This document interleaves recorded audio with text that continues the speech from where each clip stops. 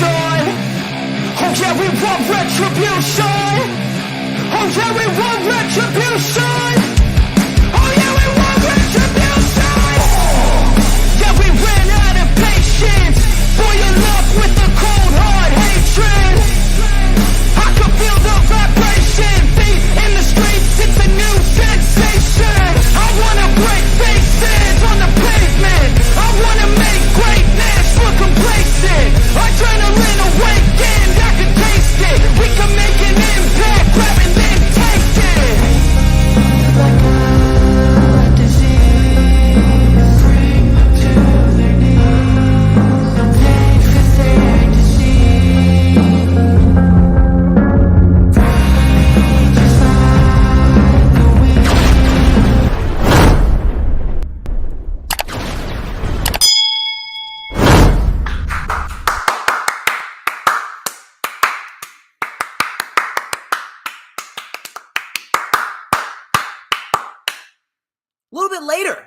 A little bit later than usual, as you can see. I needed to get some other shit done. I needed to clean up the house. I needed to vacuum. I needed to set up some other shit. I got a mini fridge that I need to set up in my room a little bit later on this month.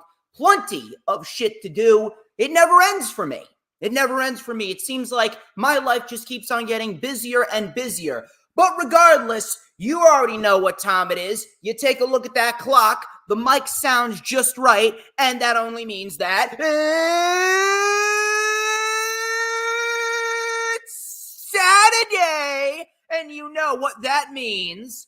We're live, ladies and gentlemen. I am the one and only DJ Storms, and I would like to welcome each and every single one of you back here to the greatest fucking show on earth, as we are streaming live across 4 different platforms, across 1, 2, 3, 4, 5, 6, 7 different accounts. And we are getting set for another banging episode of the Lightning Flash Update. As of course, you already know who I am, Mr. Controversy, and the operator of the Best Damn X, formerly known as Twitter handle,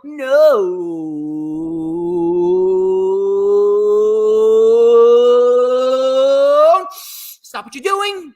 Stop what you're doing.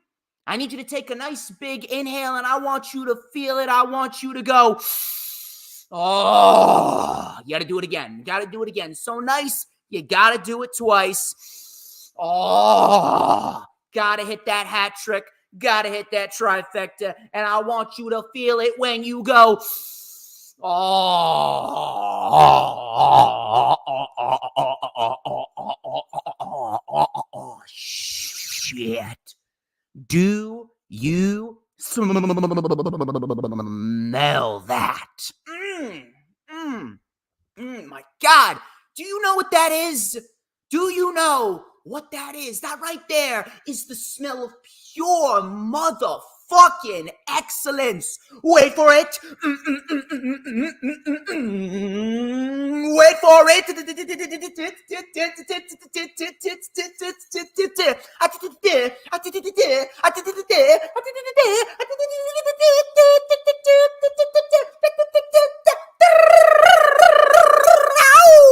To mankind. Oh yeah.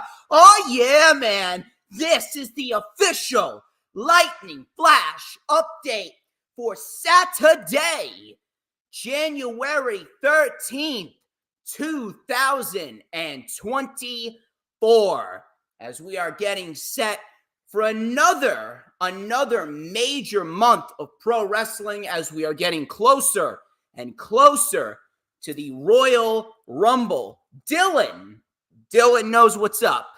Dylan obviously knows what's up. Thank you all for stopping on by. Thank you very much to Dylan. Thank you very much to Grega John. Thank you very much to James Punaseca and Sarah Hapka.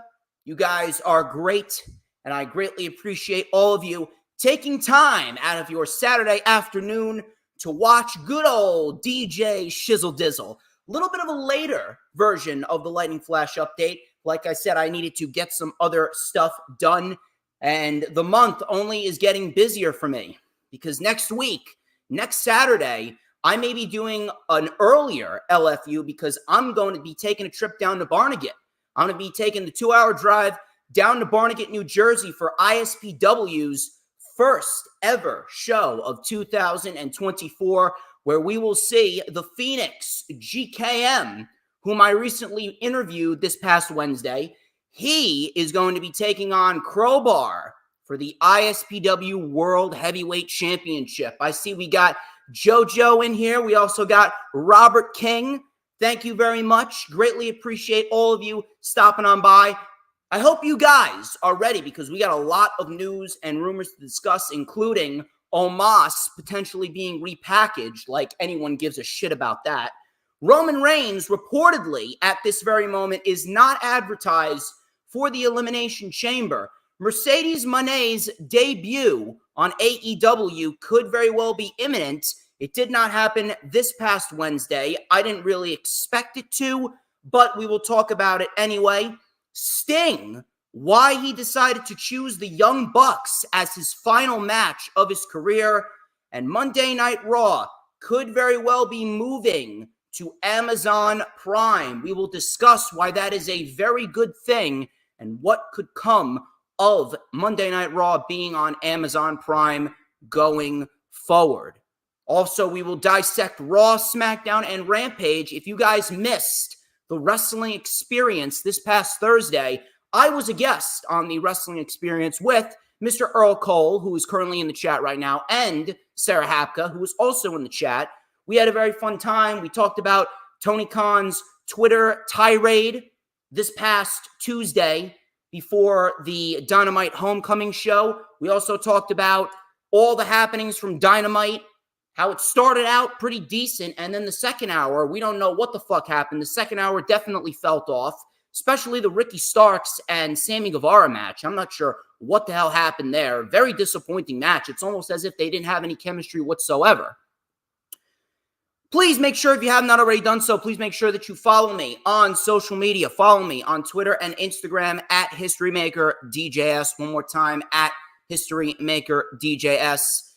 Both of those links are in the description, as well as the link to my personal Facebook for collaborations and business inquiries. Please send me an email. My email is, of course, StormsTakeOver@gmail.com. Please make sure you like the official DJ Storms business page. And I may just send you an invite to join the official DJ Storms Posse group on Facebook. That is, we are live on the DJ Storms Posse group and the Facebook page. So both of those links are in the description if you are not watching over there. Please make sure, if you have not already done so, you got to go and check out my sponsorships. First off, I want to shout out Brittany K. She is a wonderful woman. She is a very good friend of mine and a big advocate and supporter of the channel. And Brittany K, she does beautifully crafted designs and drawings from scratch on her iPad of professional wrestlers. And she actually got a referral from yours truly. One of my good friends, Nick Fury, I referred him over to Brittany K, and he is doing some business with her as we speak. She is amazing at what she does. I'm telling you, you are not going to want to pass up the chance to get a beautiful pro wrestling drawing or an Avi or a banner. And she also does YouTube thumbnails. If you're a content creator, she also does thumbnails for videos. So if you guys are looking for that, please go hit her up. Her X account is BrittanyK5150, while her Instagram is Brittany K Designs. Both of those links are in the description, as well as the link to Corporate Information Systems website. Corporate Information System. With more than 4 decades of experience, Corporate Information Systems is recognized by Forbes as one of America's best recruiting firms. They specialize in providing recruiting solutions to companies in a variety of industries such as high tech, food and beverage, construction, and medical devices. Now, finding the right candidates can be a time-consuming and challenging process, which is why CIS offers a wide range of services designed to make your recruitment process easier and more efficient. They provide a seamless and stress-free experience for both clients and candidates. So if you guys are looking for a trusted recruiting partner to help you fulfill your hiring needs, or help advance your career, go contact my friends over at Corporate Information Systems. The website is www.cisrecruiters.com. One more time, www.cisrecruiters.com. Corporate Information Systems, placing talent where it can thrive. Please make sure, if you want to help me thrive, you got to hit the like button no matter where you're watching it on, whether you're watching it on X, Rumble, YouTube, or Facebook. I see Hooligram decided to jump on in the chat. We got a nice, large, hefty audience, and I hope that you guys are going to be sticking with me till the very end. We got plenty to talk about, and Hooligram, I had him throwing out the modern-day Kakaraja hashtag over in the chat on Thursday for the wrestling experience. I may just make that a t-shirt. And Hooligram, he's damn right. You got to get those likes up. Got to get these likes up. And in order to get the likes up, you got to like the stream no matter where you're watching it from. And you got to share out the stream on all platforms of social media, whether it be Twitter, Instagram, Facebook, Pinterest, Tumblr, Snapchat, TikTok, Twitch, Rumble. No matter where you're watching it from, share it out. Share it out on all platforms, social media, so that way we can get as many people in here as possible. If not, I'll go tell them to suck my Kakaraja. Please make sure you tell everyone to come on in here. It is incredibly vital that everyone gets their dosage of DJ Storms, because it's a known fact that I make people's lives better. That's just the law of the land. If you do not have DJ Storms in your life, are you truly living? The answer is no. On top of that, you need to make sure that you hit the subscribe button, whether you're watching on Hardcore Sports YouTube channel or mine. We are itching closer and closer to 1,000 subscribers on the Hardcore Sports YouTube channel. And then on my YouTube channel, I mean, we've been kicking ass this year thus far. My shorts have been blowing up. Seems as though people are not too thrilled with the fact that I said that the Judgment Day R-Truth storyline absolutely sucks dick. I'm sorry to tell you, but it does. It's a terrible fucking storyline, and R-Truth is making the Judgment Day into cringe television. I'm sorry if you don't like it, but the truth is the truth. I speak objectively, not subjectively. Please make sure to hit the subscribe button. And make sure when you hit the subscribe button, whether it be on my channel or the Hardcore Sports channel, you got to make sure you hit that notifications bell. The notifications bell is very, very vital, because that way you will know whenever I pop up on YouTube. Because whenever I pop up on YouTube, you already know the drill. Baby, it is the best time to be on YouTube. You know why? Because it is the only time that you are going to get to see this glorious sideburn chin strap combination and this beautiful mustache right here. You already know what time it is. This is the whole reason why you tune into the stream. It's because I got the best intro in the entire IWC, and ain't no one is doing this like I'm doing it. Oh, yeah. Oh, yes. Look at that beautifully crafted magical ace black comb. Hold on. I gotta blow on it. It is hot. It is sizzlating. And we're going to let it up right here on the LFU with a little bit of and a dash of and a whole lot of because like hot, fresh popcorn chicken and pepperoni pizza right out of the oven, I am just so good. I am tasty. I am oh so scrumptious. And Hooligram, he already knows the drill. Everybody wants a piece of the Stormsmeister. Everyone, from your mother to your sister to your grandmother to your skank girlfriend, everyone wants a piece of me. That's just the law of the land. Anyway, enough of the self-brand promotion, the advertisements. Why don't we get straight into the festivities here? Nice, large crowd. The chat is rocking. Chat is rocking, baby.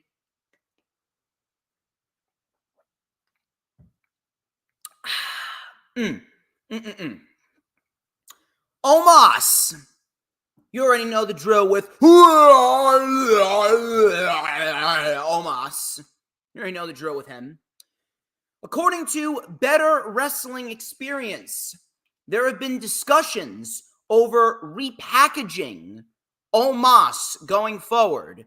Omos, he has not been seen on TV since SummerSlam this past August, where he competed in the Slim Jim over-the-top rope battle royal, to which he was eliminated about 9 minutes into the match, and then it was eventually won by L.A. Knight. I have one simple question, and if someone could please answer me this question, I would love to know. Why is Omos still employed? Why is he still employed? Can someone please, this is another question. That's the first question. The first question, why is Omos still employed? Second question, can anyone name me a positive for having Omos on the roster? Because I am the smartest man alive. We all know that. I cannot think of one positive reason as to why Omos is on that roster. What is he doing? What is he doing?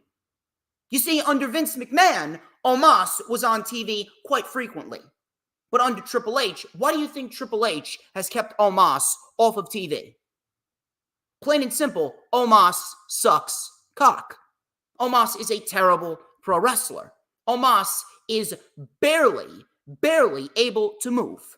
Omos is absolutely fucking terrible at his job. I don't understand why anyone would even think that Omos could even be repackaged and people would even give one iota of a shit about him. Omos needs to be released. I'm sorry. Listen, I do not advocate for anyone to lose their job. I do not want anyone to not have a means of supporting themselves and or their family. But what does Omos bring to the table? The fact that Omos is still employed by the WWE is ridiculous in its own right. How do you let Dolph Ziggler, Shelton Benjamin, and Mustafa Ali go, but yet Omos is still on the roster? How do you bring back all these fucking people from the past? How do you bring back a Bronson Reed? How do you bring back a Johnny Gargano? And how do you let Mustafa Ali and Shelton Benjamin and Dolph Ziggler, guys like that, how do you let them go but Omos stays? Omos needs to be released. I'm sorry. It's time for WWE to cut the shit, cut their losses with Omos. He can't wrestle. He can't cut a promo. He can barely walk to the ring correctly. The guy can barely run the ropes correctly. And the only reason why he's had semi-decent matches in the beginning stages of 2023 is because he was carried to those great matches. Get rid of him. He brings nothing to the company.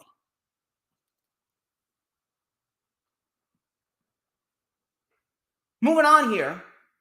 According to PW Insider, WWE is very high on former NWA Women's World Champion Camille. I've seen what Camille can do, and I do believe that she can offer a lot to the WWE Women's Division, especially NXT. I'm not sure what the fuck's going on, but they need something. They need something down in NXT. It seems as though Triple H has slowly started to get the main roster women's division on the right track. We've actually been seeing some really solid in-ring performances on the main roster. More specifically from Kaden Carter and Katana Chance. They had a series of fairly solid matches with Chelsea Green and Piper Niven. We had Ivy Nile. She had a great performance against Rhea Ripley. Matter of fact, Ivy Nile brought Rhea Ripley to her best title defense throughout her women's world title reign thus far. And then you got Bayley and Bianca. We've seen it numerous times, but they had a solid match last night on SmackDown. So it seems as though the main roster women's division is slowly starting to come around. That women's division is slowly starting to come around, but the NXT women's division, that women's division is, it seems as though it's going down a very dark path. The match with Lyra Valkyria and Blair Davenport at New Year's Evil was very disappointing. Cora Jade and Gigi Dolan, I mean, who gives a fuck? The NXT women's division needs something. The NXT women's division really needs a shot of adrenaline. And if Camille is going to be that shot of adrenaline, then so be it. I got no problem with her. I wish that I could have seen more of her, but there's so much fucking wrestling throughout the week. There's so much shit going on between Ring of Honor and NXT and Raw and SmackDown Dynamite and the NWA and TNA's fucking coming back. I do not have the time to go out of my way to watch all of this shit. If I did, then I would not have the opportunity to lay my head on a pillow to fucking sleep. So if Camille enters the NXT Women's Division, I am genuinely interested in seeing what she can do.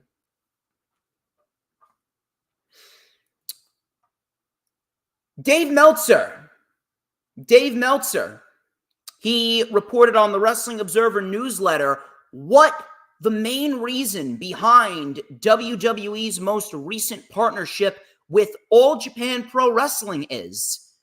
He stated that the reason behind WWE's most recent partnership with AJPW, where we saw Charlie Dempsey, William Regal's son, he competed for the AJPW Triple Crown. The reason behind this most recent partnership is because Triple H and Nick Khan are looking to align with more Japanese promotions going forward, including New Japan Pro Wrestling. Meltzer stated that there have been talks internally of WWE trying to make another go-around in working with New Japan now that Hiroshi Tanahashi is officially the president of New Japan Pro Wrestling. I'm going to throw this out there. WWE is foolish to think that they even have a chance of going into a partnership with New Japan. You want to know why? Look at what they did with Nakamura. You think that the people of New Japan Pro Wrestling are just going to let that slide? Now, granted, that was under the Vince McMahon administration, not the Triple H administration, but it's going to be a long, and I mean a long, long time before some of these bigger companies like a New Japan Pro Wrestling even thinks about partnering up with the WWE. On top of that, does WWE play well with others? Again, that's a Vince McMahon administration tactic, not a Triple H administration tactic, but it's going to be a long, long time before Triple H really erases that mentality from the people's minds. Vince McMahon and the damage that he did to the pro wrestling industry runs a lot deeper than anyone thinks. Not just within WWE, but outside of WWE. And that mentality, it's going to be a long time before Triple H is able to break that mentality just because of how long we went with WWE and the fact that they did everything in their power to act like there was no other wrestling promotion outside of WWE. They pretty much outcasted anyone that wasn't WWE through and through. They brought in all of these people. Triple H made them into stars, and then Vince McMahon ultimately killed them. It's going to be a long, long time before that mentality is washed away from the minds of these wrestling promoters and New Japan Pro Wrestling as well. New Japan Pro Wrestling is not just going to forget. And with how Nakamura is right now, listen, as good as Nakamura has been in recent months with this heel turn, Nakamura is essentially a glorified enhancement talent. He helped put over Seth Rollins. He helped put over Cody Rhodes. What is he going to do going into WrestleMania? Is he in a high priority role? Of course not. Is he going to win the Royal Rumble? Of course not. Is he going to win the Chamber? Of course not. Nakamura, as we speak, is just riding out the last few years of his WWE run because there's nothing left for him to do. The only thing left for Nakamura to do is be a world champion, and that is not going to happen. It's not. I don't really give a shit what you think. I don't give a shit if you think Nakamura has rejuvenated his career or not. Nakamura is not going to be a world champion in WWE. If he does, I'd be dead shocked. Fightful Select. They gave us an updated report on Julia. Julia, as we know, is the New Japan Strong Women's World Champion. She is defending the championship tonight at New Japan Pro Wrestling Battle in the Valley against one Trish Adora. Julia appeared to not be thrilled with the reports of WWE's interest. Not sure why, but she didn't seem too happy about the reports being leaked that WWE was interested in swooping her up. Now, I don't know what this means. I really don't know what this means. For all we know, this could be a red herring, and Julia could very well drop the championship tonight to Trish Adora, and she could be on her way to NXT before we even know it. She could very well pull a Jade Cargill and show up within the next few weeks at the WWE Performance Center. But if Julia is not too thrilled, not really sure what that means. Maybe it's because of the fact that she doesn't want to go to WWE. Maybe she doesn't want to go to WWE, or maybe she is not too thrilled because she doesn't like the fact that the spoilers are getting out there that she could end up going to WWE sooner rather than later. I'm not really sure what the issue is. At this rate, it's a very, very vague report. It's a very vague report. It's very, very broad. We don't really have nothing. We don't really have anything to go on. We do not have anything to go on as far as this report goes. As far as Julia goes, it's a wait-and-see type of deal. I do believe that she could end up in WWE. However, if these reports are true, how petty would it be if Tony Khan were to swoop up Julia because Julia is not too thrilled of WWE's interest? How petty would it be if Tony Khan swooped up Julia? Can you imagine? He's already swooped up Deonna Purrazzo. Can you imagine if he swoops up Julia and Mercedes Moné? Jamie Hayter's coming back. Britt Baker's coming back. Thunder Rosa has already returned. This year could very well be a breakout year for the AEW women's division. We've been getting some really solid matches in recent weeks in the women's division. Sky Blue's push has been very well documented. Mariah May, she made her debut. She looked great back at the Prudential Center. Queen Aminata has reportedly signed with AEW. And Queen Aminata, she had a very good performance against Hikaru Shida last night on Rampage. She's got something. So if Tony Khan plays his cards right, he could swoop up Julia. He gets Mercedes Moné too. Can you imagine the amount of matches, the quality of matches that we could get from the AEW women's division this year? Not saying that Tony Khan should, but it would be something. It would be something. I'm just throwing it out there.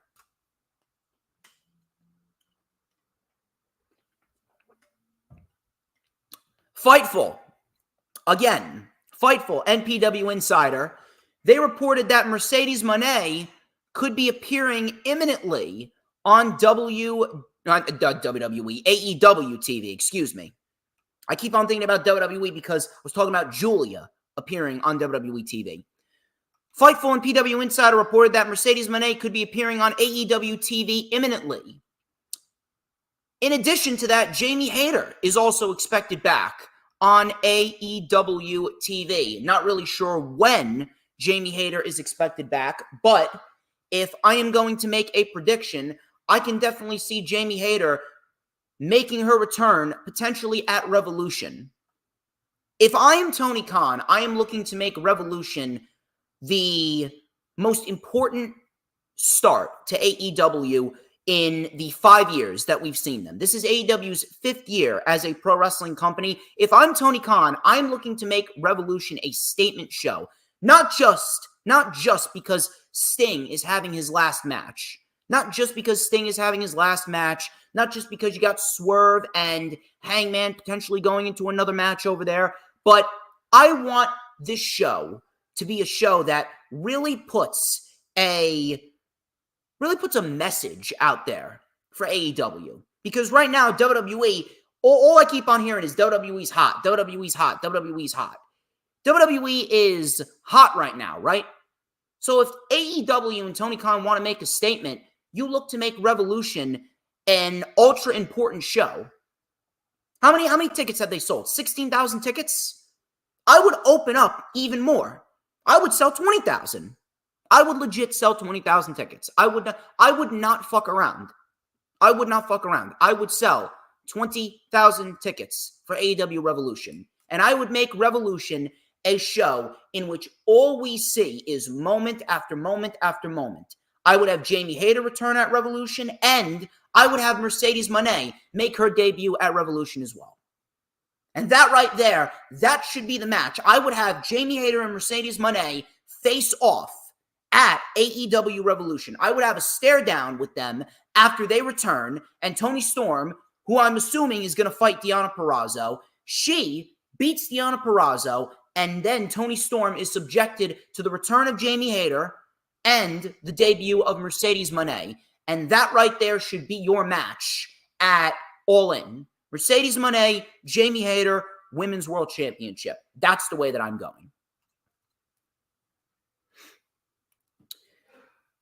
PW Insider, they came out with a rather intriguing report stating that Bo Dallas is still under a WWE contract. Many of you probably forgot that Bo Dallas was even employed by the WWE because he is not on TV. I'm not sure what Bo Dallas is doing. I'm not sure if he is going to be on TV again. I'm not sure if he's going to be a backstage correspondent.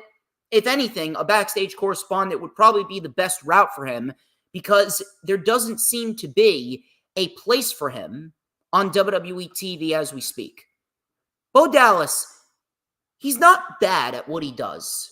He can be a valuable asset in some sense, but ultimately, his character really isn't all that exciting, and he's a very bland pro wrestler.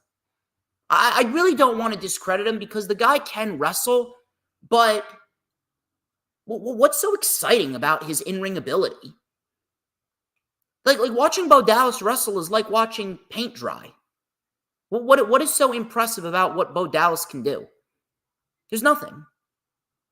So if anything, a backstage correspondent role could suit him best. Sting.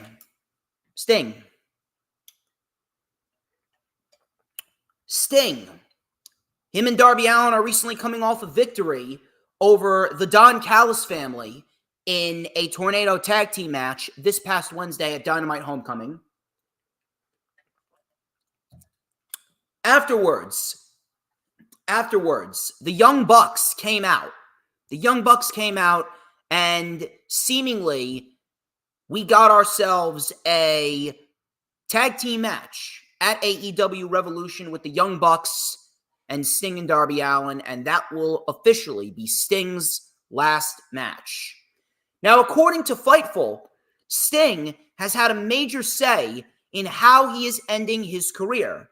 The rumored match with the Young Bucks was the plan as of several weeks ago. It is being said that Tony Khan is making Sting's last few months as an active pro wrestler a high priority and will do anything to make sure it comes off as good as it possibly could. And according to Fightful, the reason being as to why Sting chose the Young Bucks is because it's being said that Sting reportedly loved the match that he did back at Forbidden Door 2022 with Shingo, Darby, and himself. They took on the Young Bucks and El Phantasmo. He is said to be very, very proud of that match, and he has said that because of that match, he has wanted to work with the Young Bucks in a regular 2-on-2 tag team match. So for anyone that's complaining, I'd say we need to cease the complaints. I'd say we really need to cease the complaints, and we need to put our respect for Sting up at the forefront, first and foremost, over our opinions. Sting, it's ultimately his decision. It was going to be his decision from the jump, and if he is making this call, why complain? Sting ultimately wanted to work with the Young Bucks, according to Fightful, because he loved the match at Forbidden Door 2022. The dudes with attitudes, Shingo, Darby, and Sting himself, they took on El Phantasmo and the Young Bucks. Sting reportedly loved that match. He was very proud of what that match turned out to be. So he wanted to do a standard 2-on-2 tag team match with the Young Bucks. Would I have done that? No. I would have loved to have seen the Sting versus Darby Allin match because it feels like they have been building towards that since the moment that Sting paired up with Darby. But Sting has said himself that he wanted to work strictly tag team matches. If that is Sting's choice, we are to respect that. The man is 64 years old. If he can't work a one-on-one match, why should we be complaining? If we respect Sting, we should ultimately respect his decision to fight the Young Bucks because of his love for the match that they put on at Forbidden Door. Cut the shit. Now, how would you build to that match is the question. How should that match be built up? Some people are saying that the Young Bucks should win the tag team championships from Ricky Starks and Big Bill. And then we should have the main event of Revolution be Sting and Darby challenging the Young Bucks for the AEW World Tag Team titles, and Sting is crowned a champion. Now, I understand where people are coming from there, but I would not do that. We do not need that. We do not need the tag team championships to become a crutch to try and make that match feel special. Those tag team titles should be going to the House of Black. If I am booking this, I am giving the House of Black the tag team titles, and I'm also giving Malachi Black the TNT championship. I'm making the House of Black an even bigger priority than they were last year. Because the House of Black, they were running through everyone as the Trios champions. House of Black was running through everyone as the Trios champions. If I'm booking this, I would have the House of Black win the tag team titles and the TNT title, and I would make them a top-tier priority across Collision, and I would just have them run roughshod across the brand. That's what I'm doing. What do you do with Sting and the Young Bucks? The story's quite simple. You could tell a very simple story with the Young Bucks, Sting and Darby Allin. You could have the Young Bucks go out there and state, hey, we helped create this company. Everyone is praising Sting left and right. Everyone is giving Sting all this praise because he came back to pro wrestling and he's closing out his career in AEW. But let's not forget, we started AEW. Let's not forget that we started AEW, and without AEW, Sting, you would have never gotten the chance to come back and end your career on your terms. Your legacy would have been being a glorified jobber in the WWE. Now, they don't have to say that word for word, but that would be a nice zinger to throw out there. The Young Bucks can build the story around, we created AEW, we were the reason why Sting got another chance to close out his career on his terms. And that right there, that will gain the Young Bucks an insurmountable amount of heat. The whole basis of the Young Bucks coming back, because they were supposed to take more time off. The only reason why they're back is because Sting wanted to work with them. They were set to be off TV longer than just 2 months. Sting ultimately brought the Bucks back because he wanted to face them. So the story should be the Young Bucks taking credit for Sting coming on into AEW, pretty much stating, we helped bring you back to pro wrestling. Now we're going to take you out of pro wrestling. And if you want to, they can attack Ric Flair. They could attack Ric Flair as well. Ric Flair wants to take more bumps? Give Ric Flair a golden trigger. Give Ric Flair a golden trigger, a BTE trigger, whatever fucking trigger, and have that add more heat to the match. The Young Bucks took out the most influential man of Sting's career.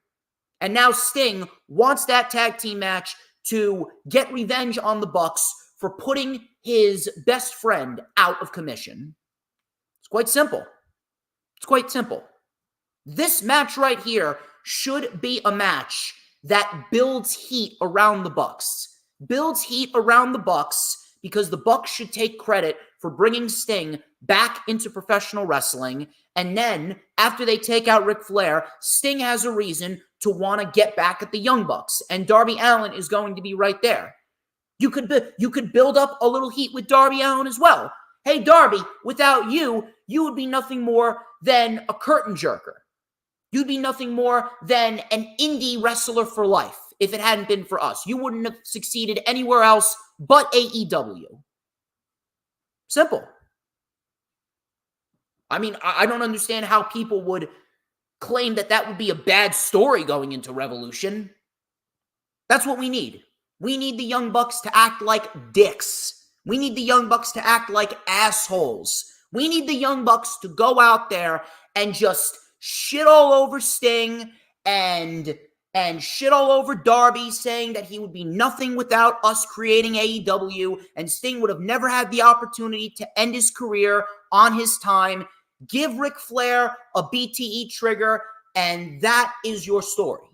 You don't need the tag team titles. You don't need Sting being crowned a champion in his final match ever. You don't. Now, should the match close the show? Yes. If this is Sting's last match, this is one of the very few scenarios where the world title does not need to close the show. So if I am booking this, I am closing the show with Sting and Darby versus the Young Bucks. And that is your story. Young Bucks acting like pricks, stating that neither Darby nor Sting would have the opportunities that they've had here in AEW to go undefeated as a tag team without the Bucks helping create AEW. And then they take out Ric Flair.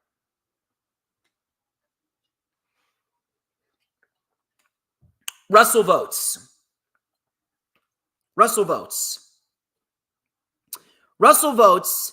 They stated, and they actually quote tweeted a picture of Bobby Lashley's X account.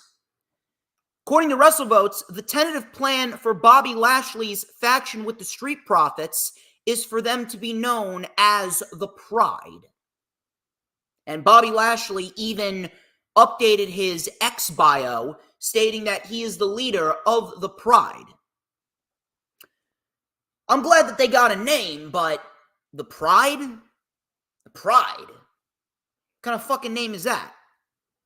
I'm not sure what the problem is with WWE and these shitty faction names. I really do not understand what the problem is with WWE having these awful faction names. Like, you know what the best faction name in WWE right now is?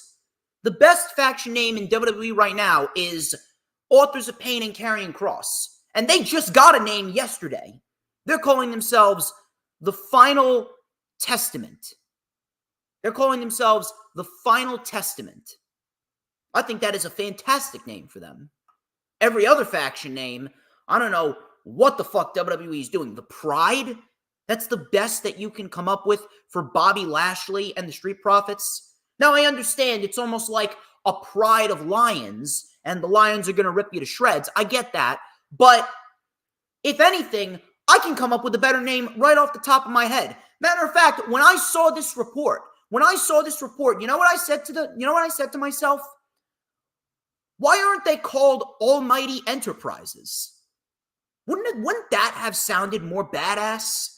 Plus, I mean, how can you hate that word? Enterprises, Almighty Enterprises. It's nothing more than a rehash Hurt Business anyway. And the Hurt Business, that was a fucking terrible name in itself. That was a cringe name, the Hurt Business. Fucking terrible. But Almighty Enterprises, that shit just rolls off the tongue. Think about that. Can you think about who the fuck is the ring announcer on SmackDown? Mike Rome? Think about Mike Rome announcing Bobby Lashley and the Street Profits as Almighty Enterprises.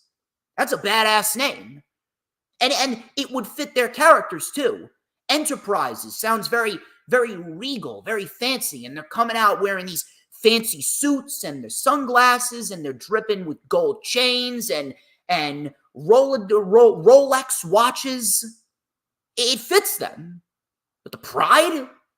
I don't know what the fuck WWE is doing here, but some of these names are fucking shitty. Almighty Enterprises. Triple H, I work for free.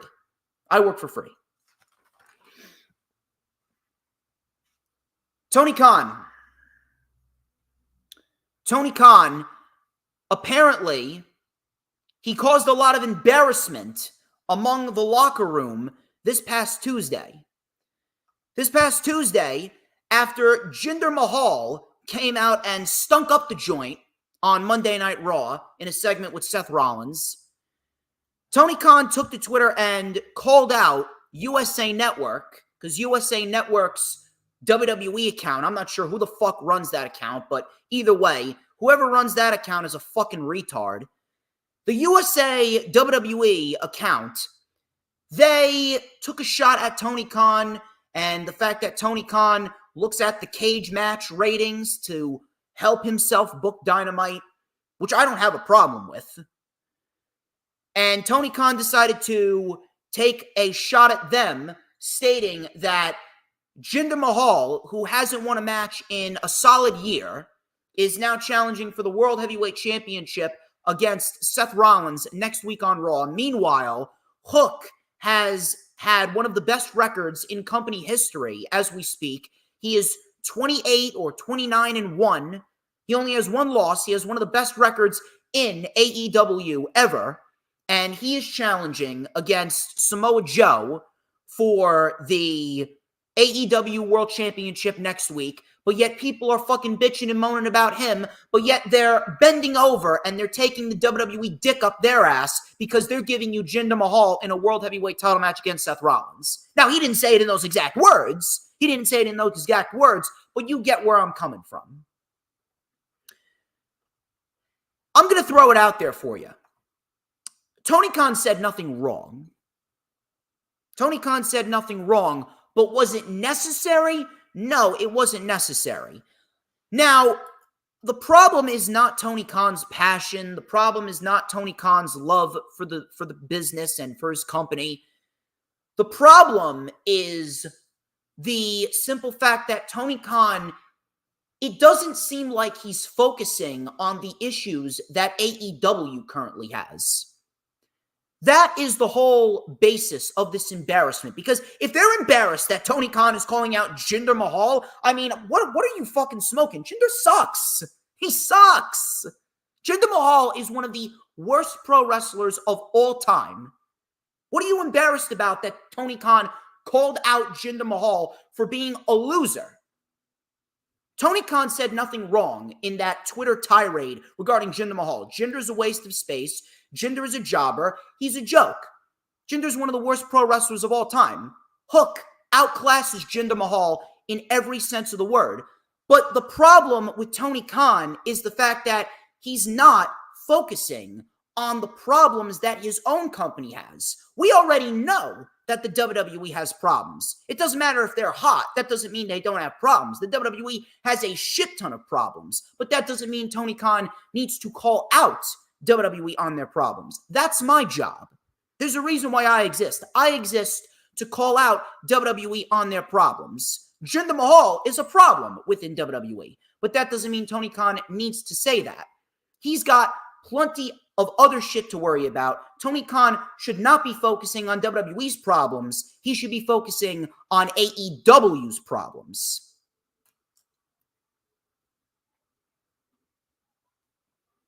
So in that aspect, I kind of understand why it's embarrassing. It's embarrassing because it doesn't seem like Tony Khan is acknowledging the flaws that AEW has.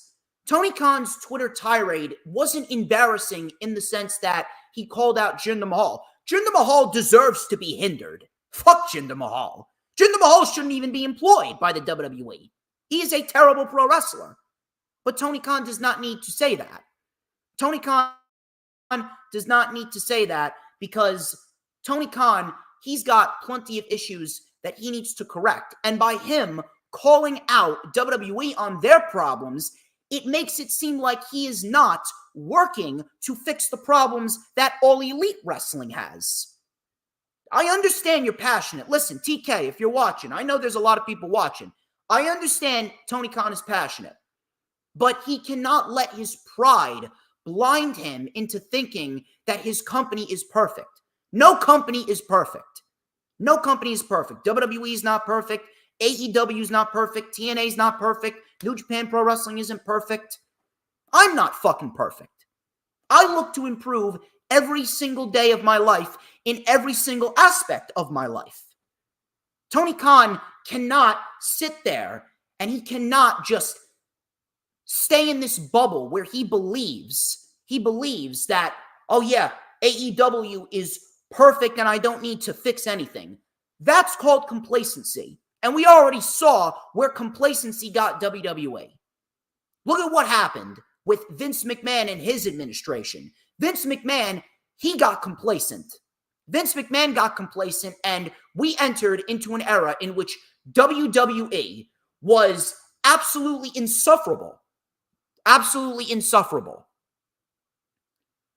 But with AEW, I don't think that we're going to enter into an era where AEW is insufferable, because anything that WWE under Triple H and Tony Khan puts out right now, everything that we see across all pro wrestling shows throughout the week, everything is better than Vince. What Tony Khan's doing right now, it's better than Vince, but then again, that's not saying much. Just because you're better than Vince, doesn't mean you should stop. Just because you're better than Vince doesn't mean that you should stop improving. There's never a point in time with any wrestling company, whether it be a sports company, whether it be a fucking television company, whether it be a television show, whether it be a food company, whether it be fucking Nabisco or Signature Select, or whether it be a TV show like SpongeBob or The Walking Dead, or fucking Cartoon Network shows like The Grim Adventures of Billy and Mandy and Johnny Bravo, if you remember that back in the day, or shit like Ed, Ed, and Eddie, or the Godzilla movies and shit like that. All of that shit, there's never a point in time where everything's perfect. There is always room for improvement. You should never, ever stop improving. When you think that everything's fine, that right there is when you should work to improve even more so. That's the problem. The problem is, and I've said it before, Tony Khan, he is not acknowledging the problems, or at least he is not acknowledging them quick enough. The problem, and I've said this before, he's doing too much. Maybe it's not that he's not acknowledging the problems. Maybe it's because he is just doing too much, that he's not focusing on these problems. And to that, I've said he needs a developmental team. He needs a marketing team. He needs a creative team. He needs more help. He needs help, and he needs to delegate responsibilities to other individuals so that way he can focus on what he needs to focus on. The product, although it's better than Vince, that doesn't mean that you should stop improving, because there are problems with the AEW product. There's a lot of problems with the WWE product too, but that is my job to call them out. I'm the guy that calls out the problems with the pro wrestling promotions. It's Tony Khan's job, it's Triple H's job to work to fix those problems. And that is where it becomes unnecessary for Tony Khan to go out of his way and constantly. Now, he doesn't do it all that often. He was good for about 3-4 months, and then he did it again. But the problem is, Tony Khan, it looks like he doesn't care about improving his product. He just wants to do what he wants to do, and he expects people to accept that. I'm sorry, that's not how it works. It's not how it works. Tony Khan needs to stop worrying about the WWE problems. Trust me, they have a lot. But stop worrying about the WWE problems. Focus on your own problems.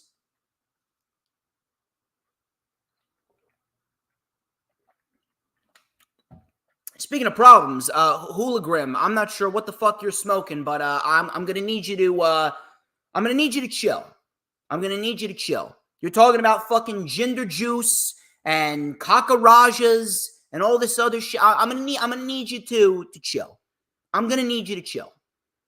By the way, I'm just gonna throw this out there, and I will say this. I will say a positive about Tony Khan. He actually got Jinder more over than WWE has ever got Jinder over.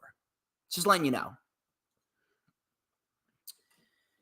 This shit pissed me off right here. This shit really pissed me off. Now, I'm not sure how true this is. I am not sure how true this is, but we're going to wait and see. But if this is true, we're going to have a major problem here. According to the Wrestling Observer newsletter, Roman Reigns is reportedly not scheduled to work the Elimination Chamber event in Perth, Australia. In fact, there are currently no plans for him for that date as we speak. I don't know what the fuck is going on here.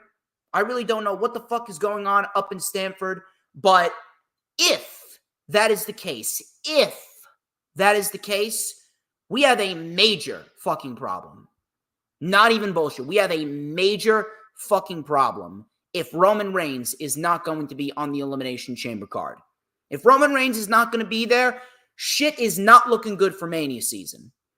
Matter of fact, if Roman Reigns is not on the Elimination Chamber, we are going to really find out what kind of person Dwayne Johnson is and what kind of person Triple H is. Because this right here, if it was a Vince McMahon run administration, they would go forth with Rock and Roman in a heartbeat.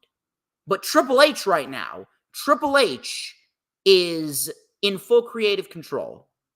And Triple H, he is going to be ultimately the deciding factor here.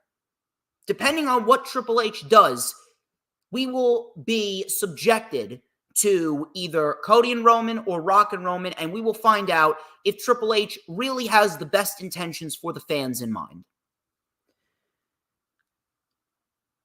Now, I am not sure if I believe this fully. I'm going to wait and see what happens. I'm going to wait until the Royal Rumble is over. And then, if Roman Reigns is still not advertised for the show, then I am going to really lay into him. But, if this is true, what the fuck are we doing here? Are we really going forth with Rock and Roman at WrestleMania? Because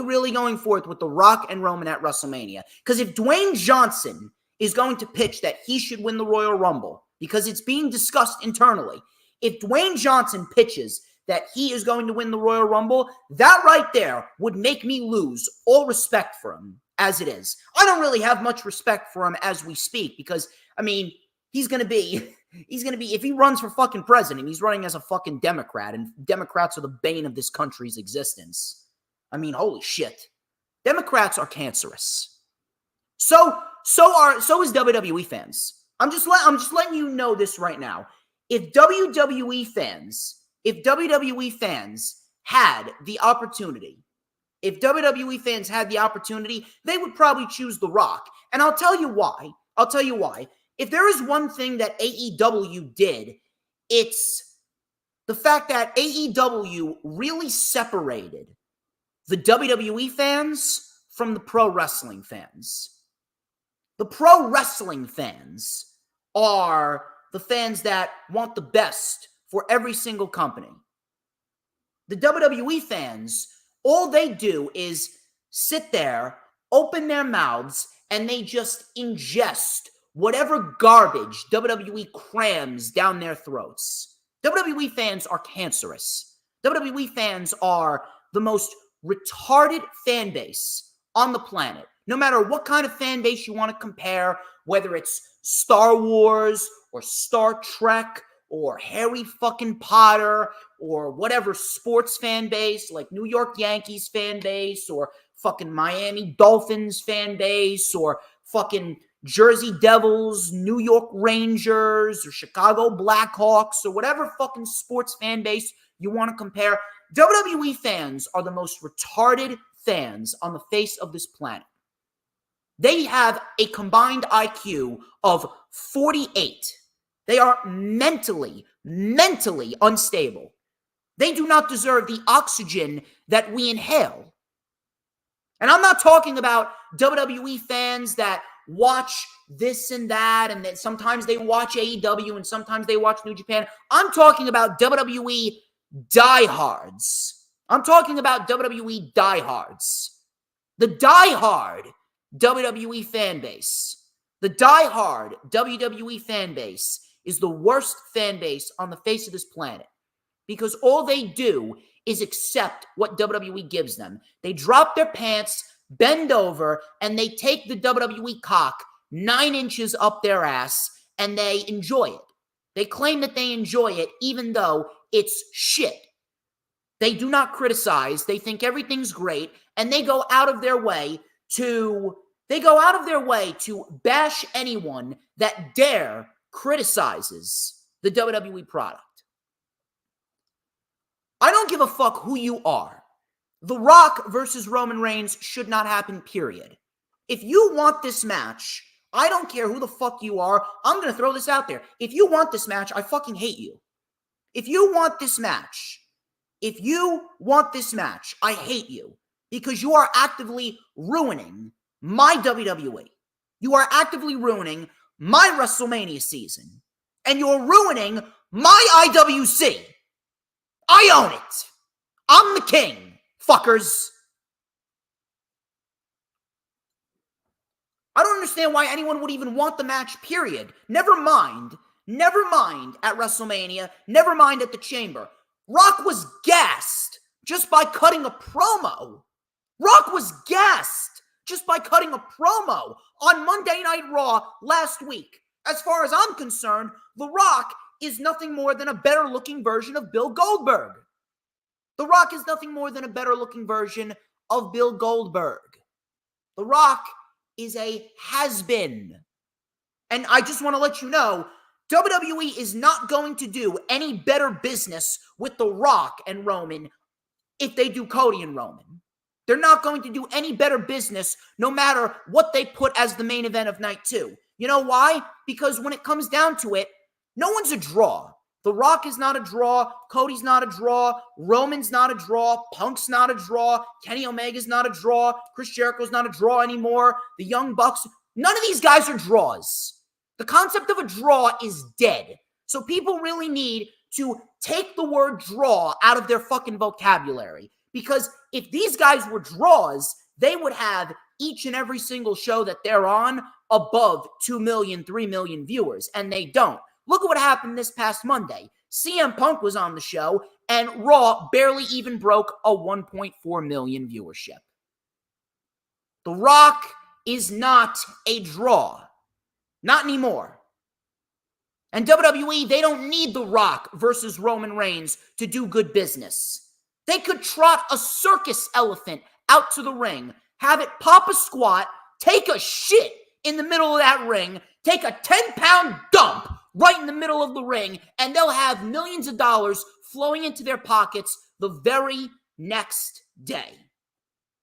WWE does not need The Rock versus Roman. So anyone that wants to see that match, I'm going to need you to take your dumb ass out the door. The Rock versus Roman will not be anything more than a basic pro wrestling match with a great crowd. And on top of that, how much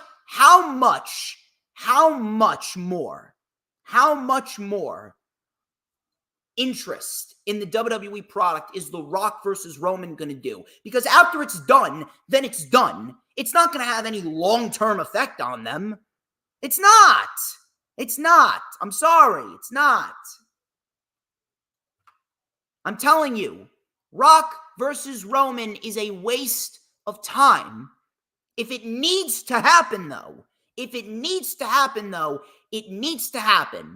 at the Chamber. If it doesn't happen at the Chamber, the only other way that I would be accepting of The Rock versus Roman Reigns is if we get a triple threat match at night 2 of WrestleMania where we get Rock, Cody, and Roman. How do we get there? Simple. Rock and Cody are involved in the Elimination Chamber match, and it ends in a double pinfall with Cody and The Rock both pinning each other off of some type of high spot, and ultimately that's how we get a triple threat match. The Rock should not win the Rumble. If anyone is advocating for The Rock winning the Royal Rumble, I'm going to need you to shut the fuck up, okay? Punk needs to win the Rumble. Punk wins the Rumble. He main events WrestleMania night number 1 against Seth Rollins.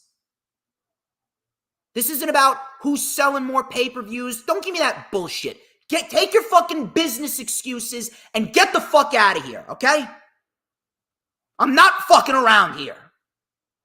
We do not need Rock versus Roman at WrestleMania. That shit is going to stink up the joint.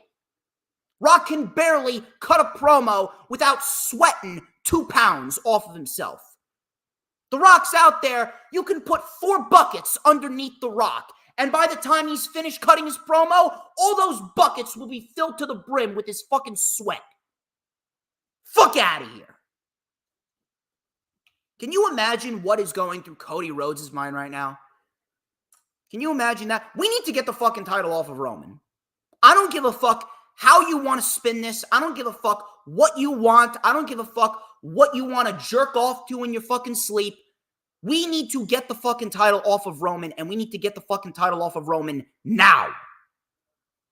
We need to get the title off of Roman because he's not doing anything for the company.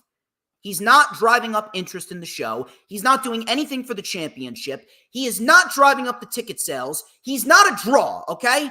He's not. The only reason why SmackDown is over 2 million is because they're on Fox. Watch what happens when they go to the USA Network in October. The ratings will go down. Fact. Just watch. And then you're going to be saying, oh, hey, DJ Storms was right again. I'm always right, motherfuckers. You imagine what Cody's thinking right now? His future is in the hands of Dwayne Johnson. If they push off Cody Rhodes and his story to next year's WrestleMania, at that rate, I don't even want to see Cody Rhodes in WWE anymore. If Cody Rhodes is not the champion by the end of WrestleMania 40, I do not even want to see him on WWE TV anymore. I may actually boycott covering SmackDown. I am seriously contemplating boycotting covering WWE SmackDown if Roman Reigns is still the champion following WrestleMania. I am not even bullshitting you.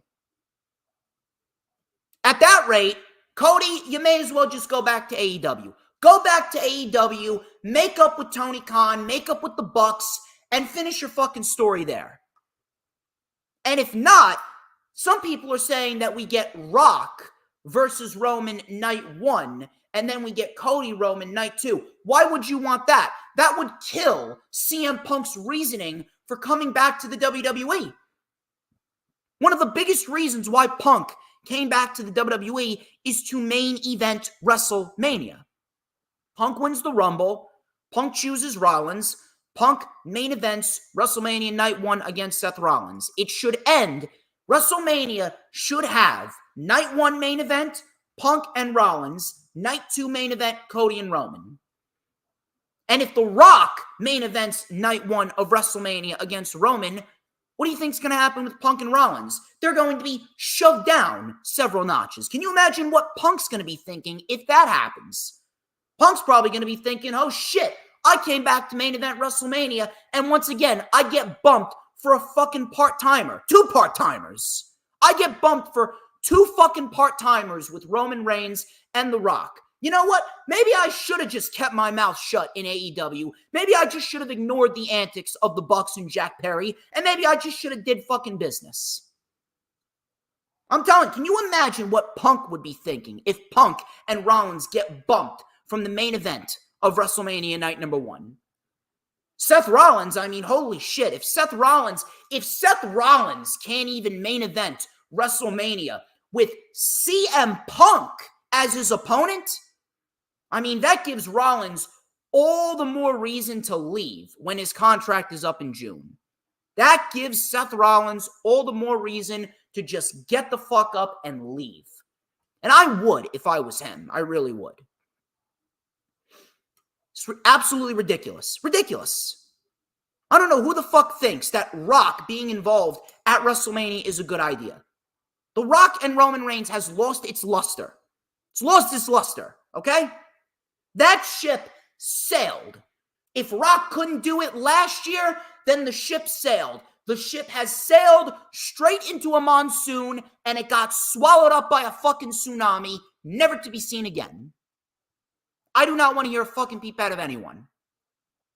The Rock versus Roman Reigns should not be at WrestleMania. The fact that Roman Reigns reportedly is not advertised for the Chamber, and again, I'm going to hold my breath because I do not know whether or not things could change because the card is always subject to change. But if it is true, we got a fucking problem. Because if Rock's going to be involved in WrestleMania and Cody's going to get shafted again, where he should have won the title last year, but if you built up a whole fucking year with the Brock Lesnar shit, the Judgment Day garbage, only for The Rock to come back and bump Cody out of the main event of WrestleMania, that shit right there is inexcusable. You may as well Release Cody Rhodes afterwards. Cody Rhodes is going to be nothing more than a fucking bum if he doesn't walk out of WrestleMania as the champion. Rock versus Roman Reigns needs to take place at the Chamber. If not, it should be a triple threat match with Rock, Cody, and Roman. But Rock, Roman at the Chamber and Cody, Roman at WrestleMania, that is the best route.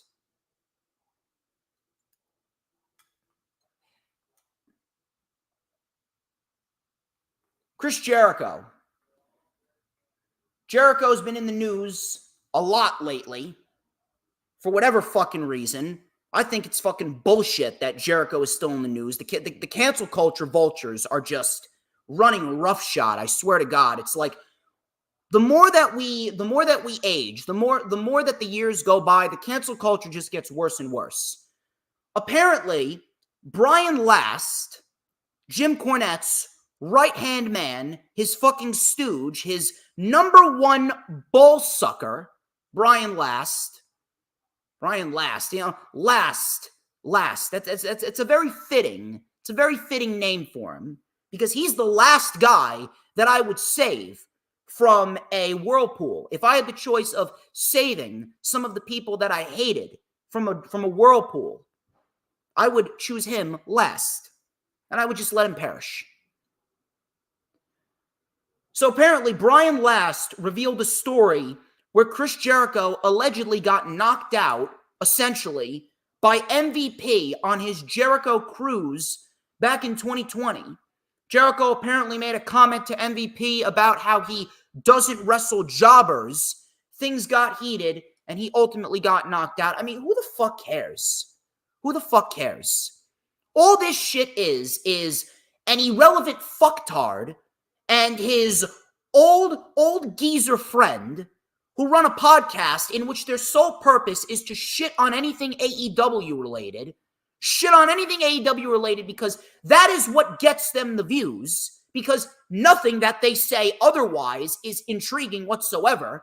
Jim Cornette's the most retarded guy in the entire IWC. Brian Last is right there with him. And Chris Jericho, how he's a hot button topic because of Nick Hausman. Nick Hausman fucking lying about Chris Jericho. And don't tell me he's not. You can take a look, take a listen to Nick Hausman's voice. Because he backtracked. Nick Hausman backtracked after he compared Chris Jericho to Harvey Weinstein. He backtracked, and don't tell me that he didn't. He literally came out and said that he doesn't like Chris Jericho, and then he backtracked, and you can listen to the tone in his voice. The tone in his voice tells you all that you need to fucking know. The fact that he even needed to go out there and explain himself shows you that he's a bullshit artist. Nick Hausman, he's just as bad as Jim Cornette. Nick Hausman does not deserve to have a platform. And then Brian Last comes in with this fucking irrelevant report about Chris Jericho apparently getting knocked out by MVP on his Jericho cruise. Who the fuck cares? This shit was 4 years ago. Why are you keeping it hidden away in your pocket? Why are you keeping it hidden away in your pocket and just waiting for the right opportunity? Oh shit, I got some more dirt on Jericho. He's really going to get canceled now. My God, my engagements they're going to go up tenfold. My God, the listens to my podcast are going to increase tenfold. Suck my dick. Seriously, suck my dick. Enough of this bullshit. If you need to use shit from 4 years ago in order to gain attention and listens to your podcast or your weekly show in 2024, you are shit. You are shit at your job. You cannot do wrestling analytics like you should do wrestling analytics, and you should not be a podcaster whatsoever. Brian Last is a cancer. Brian Last is a cancer. Jim Cornette is a cancer. They only exist because we allow them to exist. They only exist because people are dumb enough to give them attention. You want to know how the IWC becomes better? When people like Nick Hausman and Jim Cornette and Eric Bischoff and Disco Inferno and Conan and all these other fucking people, the IWC becomes better when those people are deplatformed. Let me tell you something. I'm a big advocate for free speech, but when it comes down to it all, Stupidity doesn't deserve free speech. Stupidity does not deserve free speech. I'm sorry. Who fucking cares about what happened 4 years ago on the Jericho Cruise? No one gives a shit. And fuck you, Brian Last. I can do your job better in my fucking sleep. It doesn't matter how many fucking listens that you or your fucking old geezer partner has. I'm the fucking best here. No one does wrestling analytics like I do wrestling analytics. DJ Storms owns the IWC, and that means that I own your ass too. And by the way, Eric Bischoff, my God, Eric Bischoff. What a fucking retard Eric Bischoff is. I got to deal with Eric Bischoff. Apparently, get this. I found out that Eric Bischoff, he's going to be at 90s WrestleCon in Atlantic City, New Jersey between July 12th and 14th. My God, I don't even believe I need to share the same fucking building as him. I don't even believe I need to share the same air as him. I genuinely, you know what? When I'm streaming, I genuinely hope he decides to walk on in. I genuinely hope he decides to walk on in. Because if he does, I will bury him live on my stream. I don't give a shit. Fuck Eric Bischoff. Matter of fact, I'm going to change his name. He's no longer Eric Bischoff. He's Eric Bitchoff. That's his name. Eric Bitchoff. Has a nice ring to it. Fuck Brian Last. And fuck Nick Hausman too. My final report, and then we're going to get down into the weekly show reviews. Sports Business Journal. They predicted that Monday Night Raw could very well land on Amazon Prime.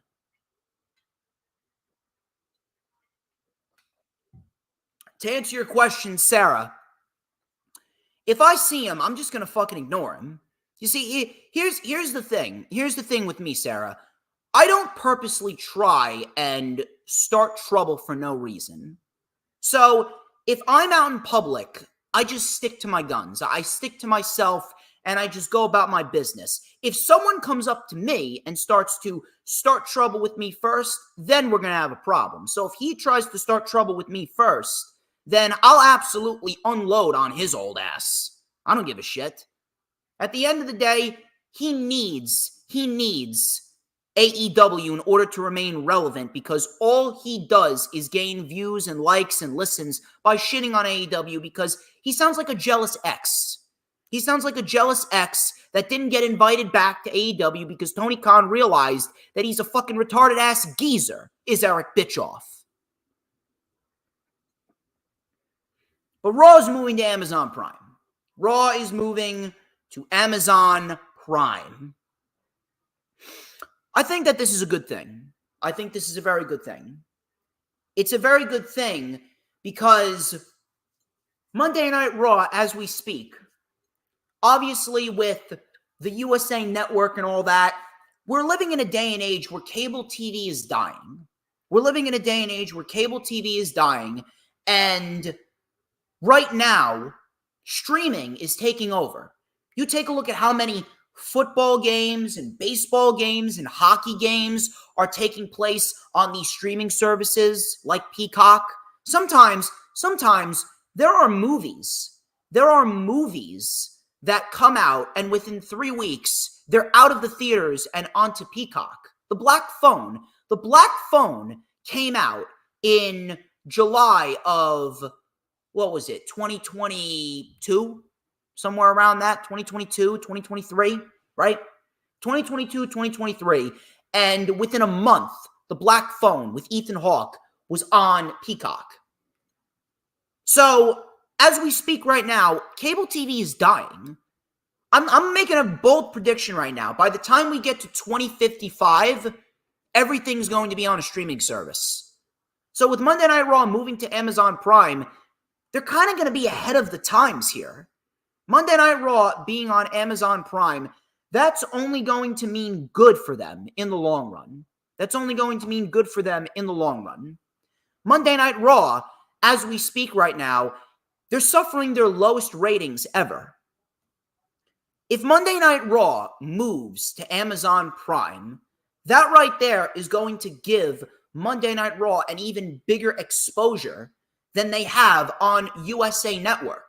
Monday Night Raw is going to be in a position where some fans that are either lapsed fans or non-wrestling fans are going to be exposed to the WWE content on a weekly basis for Monday Night Raw, and those individuals will gravitate towards shows like that. The ratings for Raw on Amazon Prime could very well be drastically different than the ratings for Raw on USA.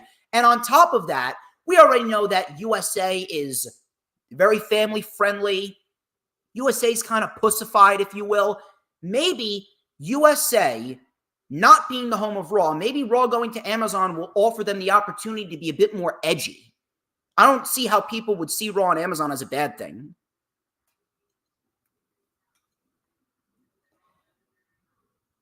That's all I got as far as the news, rumors, and reports go. Lot of venom I've been spitting. Lot of venom. I needed to get all that shit out.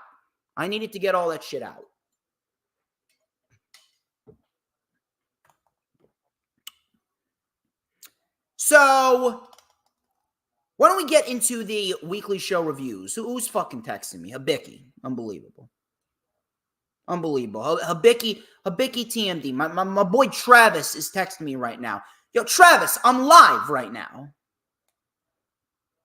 I'm texting him. Hold on, right now. I'm live right now. Pop on in.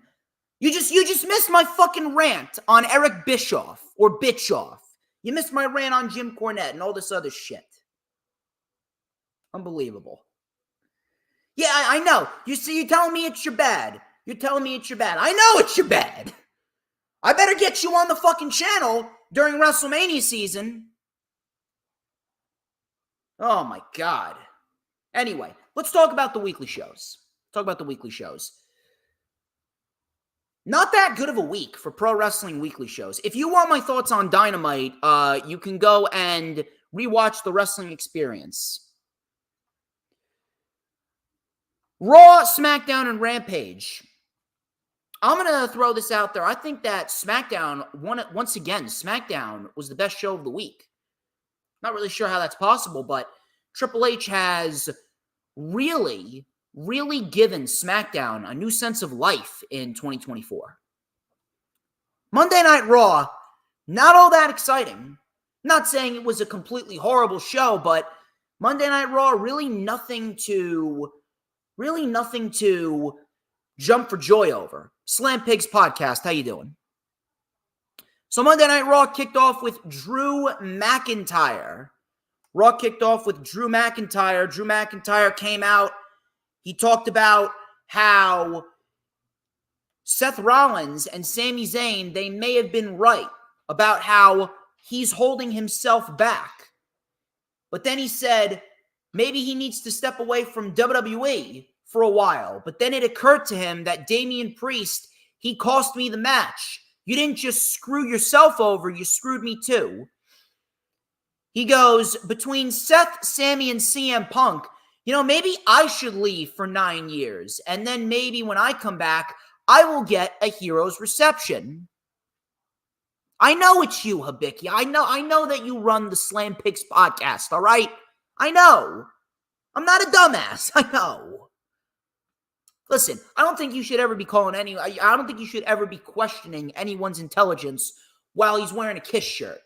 Because Kiss is a great fucking band. Anyway. So CM Punk's music hit. And Punk came out. He said that we're in Piper country. Piper was known for talking. Is Drew known for talking? But that seems like all you do right now. Coming from a guy that talks too much. But if you got anything to say, why don't you just say it to my face? So Punk then lounged out on the top buckle. Drew then congratulated Punk for being here over a month, saying that him and a few of the guys got a bet to see how long you could last. I don't care what you said outside the company. I'm one of the few people that traveled with you for years. Remember when you were champion? You referred to yourself as a leader. I needed a leader back then. I was just a kid. My career was in a tailspin, said Drew. You saw me as a threat. I spoke to Orton about this, but he had his own demons. You don't have demons. You are a demon. And after you being gone for 9 years, I'm your leader now, kid, said Drew. So Drew then lounged out on the top buckle. Punk then said, I never called myself a leader, but I'll tell you what, if you do want a leader, then you can pledge allegiance to the Straight Edge Society. A little throwback right there. I love the Straight Edge Society. Back then, I hated them. But looking back on it, I never realized just how good the Straight Edge Society was. Such a great faction. Such a great gimmick. So, Punk said, who did you watch walk out of the company? You followed my lead on the way out, and now I'm following your lead on the way back in. If you're upset, it's just like Seth. I'm not a demon, but when I'm pushed, I can be Satan himself. I'm a nice guy until it's time not to be so nice. I'm not here to make friends. I'm here to win the Rumble and main event WrestleMania. This would shut down all those title wins for all those people. This time, I will enter the Royal Rumble and I will eliminate you last. And I'll main event WrestleMania and win that title for me, said Seth Rollins. Not Seth Rollins, excuse me, CM Punk. CM Punk pretty much said that back in the day, I won those titles for everyone else, but now I am winning those titles. I'm winning those titles for myself. So, coming back, not Seth Rollins, excuse me. I'm sorry. I don't know why I keep on saying Seth Rollins. He goes, I will be sure to eliminate you last. You can't stop me. Cody can't stop me. And I will eliminate you last just because I am such a nice guy. Now, I thought this promo was fantastic from CM Punk. I thought this promo was fantastic from Punk and Drew. And it really set the pace for what is to be a very unpredictable Royal Rumble. Now, one thing I can see happening is I can definitely see this match happening at the Chamber. I can definitely see them wanting to do a big-time matchup for Drew McIntyre and CM Punk at the Elimination Chamber. And if they want to go forth with that, I can absolutely see this match being an Elimination Chamber match, really to drive up the interest in the Elimination Chamber. Tommaso Ciampa and Finn Balor, they had their match, and I'm really looking forward to seeing what they do at WrestleMania, because I've been predicting DIY versus the Judgment Day at WrestleMania for the Undisputed Tag Team titles with DIY going over. It looks like now we could finally be getting that. I really do hope that is the case. Now, the intention was very good. But this match only went like 8 minutes, 9 minutes. This match with Ciampa and Balor, very disappointing. It wasn't necessarily horrible, but very, very, very disappointing. It's almost as if they didn't even bother.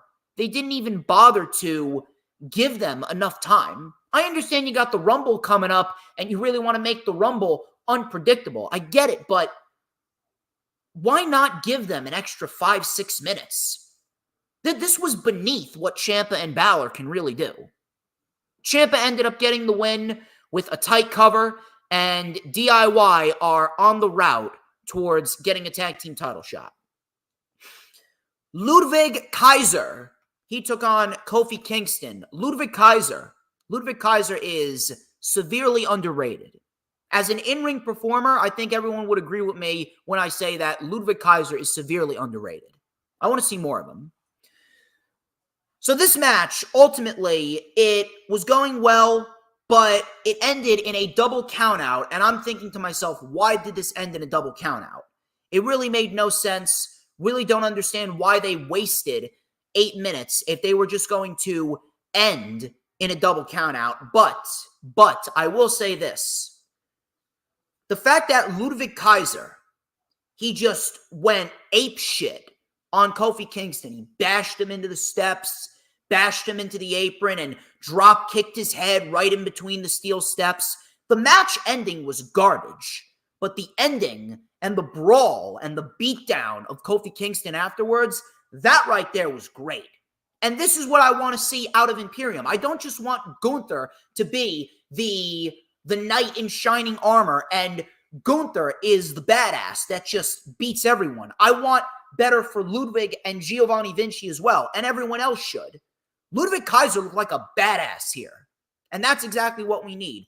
And what he said made sense. Kofi took out Giovanni Vinci. I just took out Kofi Kingston. This is what we need out of Imperium. We need aggression. We need conviction. More of this. More of this, please. Michael Cole. Michael Cole interviewed Nia Jax.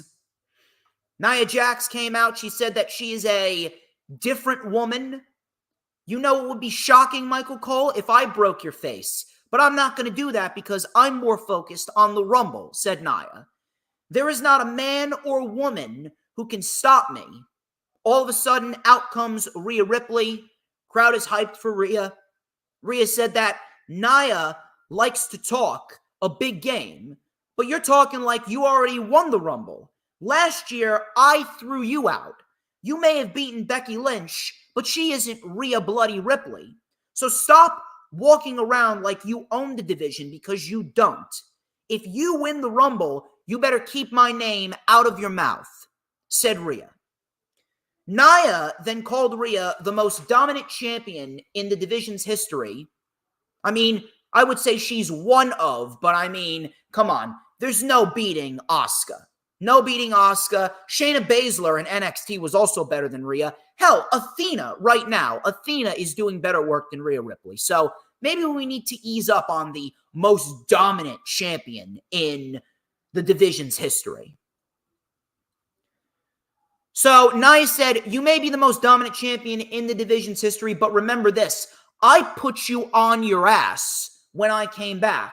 And when I win the Rumble, I will choose you, and you'll have no choice but to face me. See you soon. I'm going to say the same thing that I did last week regarding Nia Jax. I don't even know where it's coming from. I'm not sure how, but in a weird way, I don't mind Nia Jax. I do not mind her being back on TV. Now, that does not mean I'm a fan of her. That doesn't mean I'm going to say that, oh yeah, Nia adds a lot to the division, because she doesn't. I'm sure that if Nia was to be fired tomorrow, that no one would bat an eye. However, Nia Jax has not been all that bad since coming back. We've been getting her in small doses. She had a decent fatal five-way match with 4 other women back at Crown Jewel. She had a semi-decent match with Raquel Rodriguez 2 months ago. She had a very good match with Becky Lynch last week. And her promo here, listen, her promo ability, it's still the same old, very, very generic, very lukewarm promo type of ability. But I did not find myself cringing as much as I usually would cringe at Nia Jax.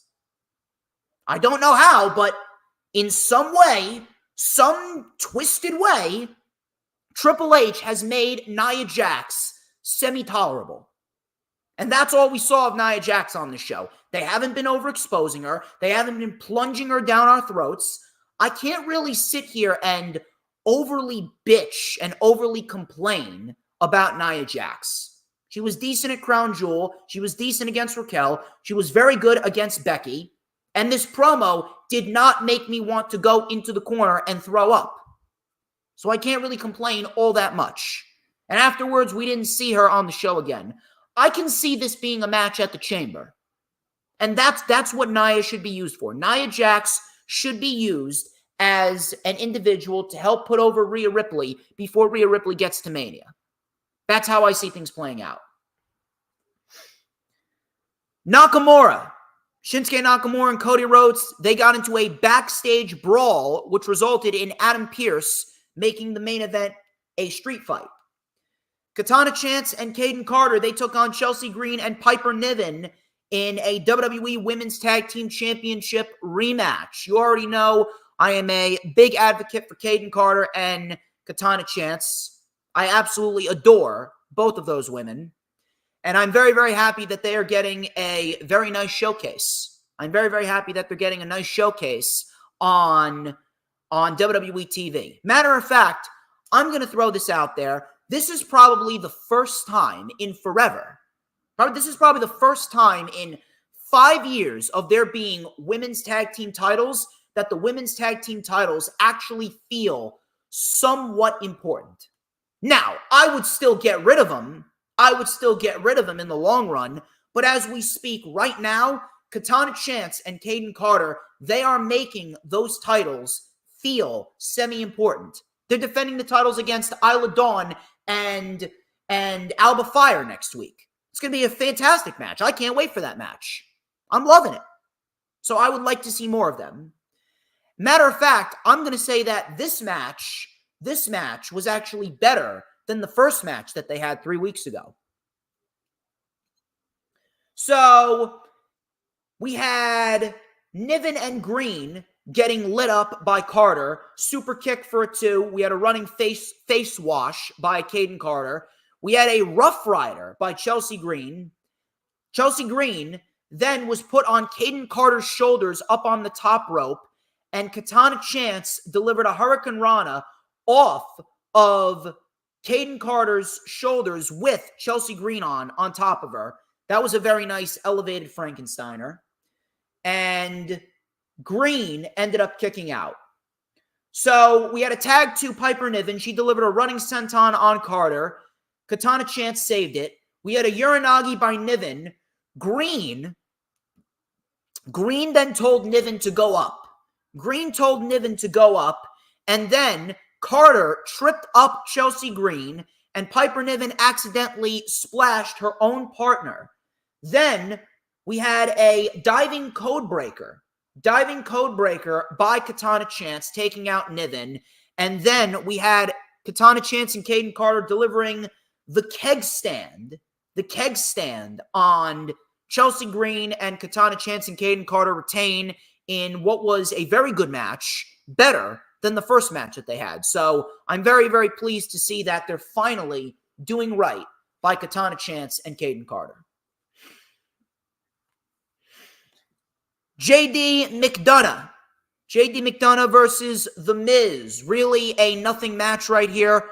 Wasn't terrible, but really wasn't anything I'm going to go out and rewatch. Like I said regarding R-Truth and the Judgment Day, the R-Truth Judgment Day shit is terrible. The R-Truth Judgment Day shit is fucking cringeworthy. I'm done with it. I'm over it. I do not want anything to do with it. Get rid of it. Get rid of it, please. The Miz ended up getting the win clean. with a skull-crushing finale. Why is JD McDonough being used as a jobber? Why? Why is JD McDonough being used as a jobber? This shit right here is... It's very, very hard to watch. It's very hard to watch because I know how good JD McDonough is. And it's pathetic that JD McDonough has to be subjected. It has to be subjected to shit booking like this. It's terrible. It's absolutely fucking terrible. Absolutely terrible. We do not need any of that shit, and we need to get R-Truth away from the Judgment Day sooner rather than later. If R-Truth is the reason why the Judgment Day breaks up, I'm going to have a big fucking problem. Seth Rollins, he came out to address the crowd. He talked about the Rumble being very close. He talked about never taking a world title into WrestleMania, but all of that changes. He said that this is the year of Seth freaking Rollins. I was going to be the workhorse champion, but the work is not done. The question is, who am I going to defend my title against at the grandest stage of them all?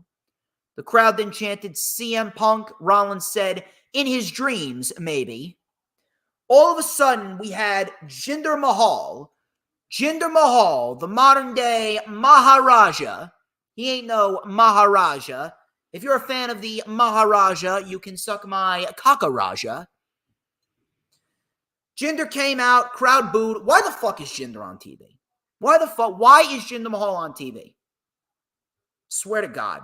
Jinder Mahal fans are right up there as one of the dumbest fans in the entire wrestling community. I kid you not. Jinder Mahal fans are so fucking cancerous. How is it that a guy like Jinder even has fans? Do people forget how bad his WWE title reign was? So Jinder said that he's a revolutionary more so than Rollins. Jinder, what the fuck are you on? Are you on some type of new drug that I don't know about? Are you high on cocaine? Are you high on weed? The fuck are you talking about? You're more of a revolutionary? You revolutionary destroyed SmackDown.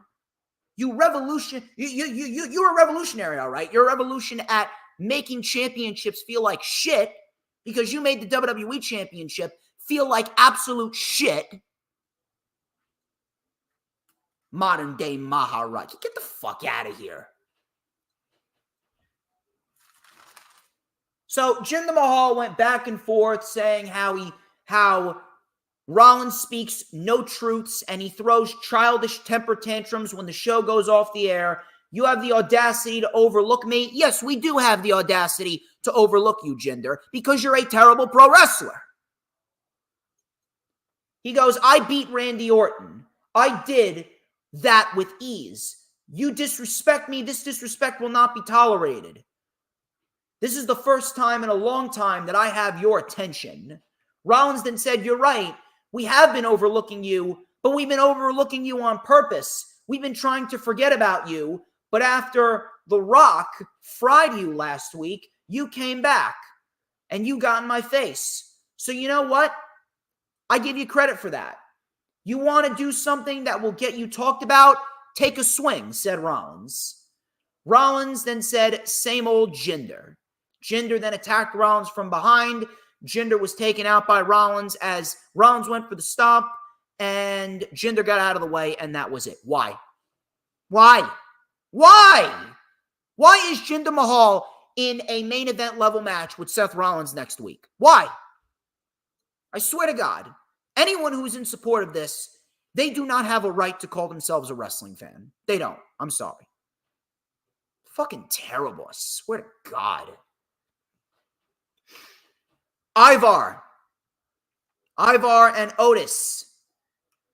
I mean, we've seen this numerous amounts of times. Again, it felt like Monday Night rehash. Ivar got the win. Just give me Ivar and Gunther. I'm not sure what you've been doing to delay that match for so long. Give me Ivar and Gunther. Give me Ivar and Gunther and call it a day. Next week, we got DIY and Dom and JD next week. Gunther returns next week. And we got Jinder Mahal taking on Seth Rollins for the World Heavyweight title next week. I know which match that I'm going to get up and get myself a snack at. Main event. Cody Rhodes and Shinsuke Nakamura. This was a street fight. We had kendo sticks. We had chairs. We had nunchucks. Nakamura then put Cody Rhodes through a table with some double knees. Cody Rhodes sidestepped Nakamura, sending Nakamura crashing through a table. Cody Rhodes ended up winning with the Crossroads. Much better than their last match. But again, it's just a feud to give Cody Rhodes something to do. The match itself was fine, but again, really nothing to jump for joy about. Very lame, very uneventful Monday Night Raw. SmackDown, I would say, was the best show of the week once again. SmackDown actually had a decent sense of direction. Grayson Waller, he took on Cameron Grimes. They were set for a match before the Bloodline came out and attacked Cameron Grimes. Samoan spikes all around. Samoan spike to Grimes. Samoan spike to the security. So Solo was cleaning house. So Paul Heyman then came out. Crowd booed. He called Nick Aldis a villainous James Bond wannabe. Nick Aldis took the mic and he said, "It's funny how you are saying that this is a conversation between equals, because it's not." He said that you will not be ruining another main event for SmackDown this week.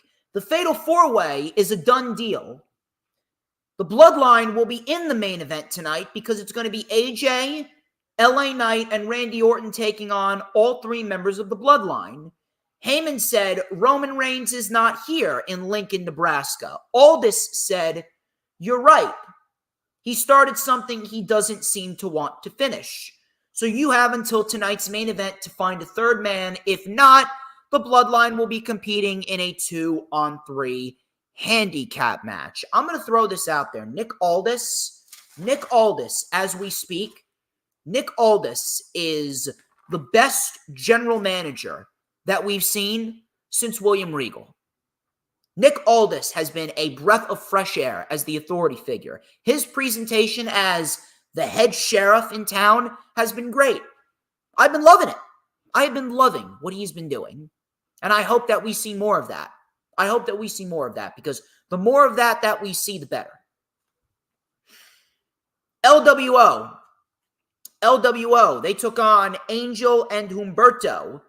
Seems as though they are the new members of Santos Escobar's Legado del Fantasma. And the LWO and Angel and Humberto, they delivered a very good tag team match. Very, very, very good tag team match. So the LWO was in control early on with double Tope Con heroes. We had a hot tag to Joaquin Wilde coming back from commercial. He lit up Angel Garza, rolled through DDT. Wilde was then crotched on the top buckle. Angel and Humberto delivered a double military press power slam off the top. We had a deadlift powerbomb by Humberto for a 2 count. Poison Rana by Wilde. Super kick by Angel. Tightrope drop kick by Cruz del Toro. Cruz then delivered a twisting plancha over the top rope onto Humberto. Carlito's music then hit, and Carlito attacked Santos Escobar from behind. They brawled into the crowd, and Angel ultimately rolled up Wilde and grabbed the ropes for the win in a very good tag team match. And WWE, if they really want to, they put more of a focus on tag team wrestling. We are going to get one hell of a year for the tag team division on WWE side of the fence. This was a very good tag team match, and it was a very good way to really establish some credibility for Angel and Humberto. This is what I want to see. Logan Paul called out Kevin Owens, and he said that his cast is a liability. He said that he's going to beat him in a court of law, and you will be drained of all of your money. If you roll up to the Rumble with that cast, you can consider our match canceled. So Logan Paul obviously trying to play up the conniving, sniveling prick heel. Bayley and Bianca Belair. We've seen it numerous amounts of times. We've seen it over and over and over again, but this was actually a very good match. This was a very good match, and we did get a little underlying story. So, obviously, it was a typical Bianca Belair Bayley match, really nothing over the top, but we did have this moment where Bayley was faking a knee injury. And we had Damage Control on the outside. They didn't do anything.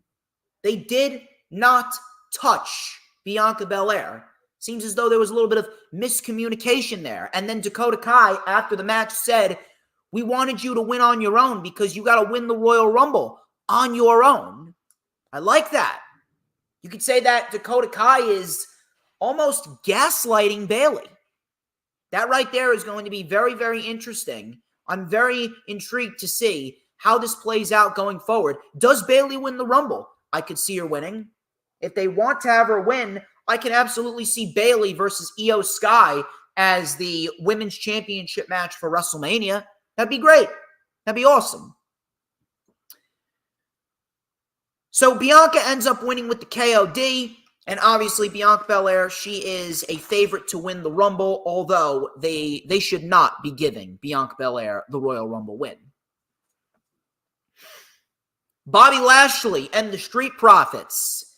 They came out to call out Karrion Kross and the Authors of Pain. Bobby said that they don't go running in the dark and they don't go hiding in the shadows.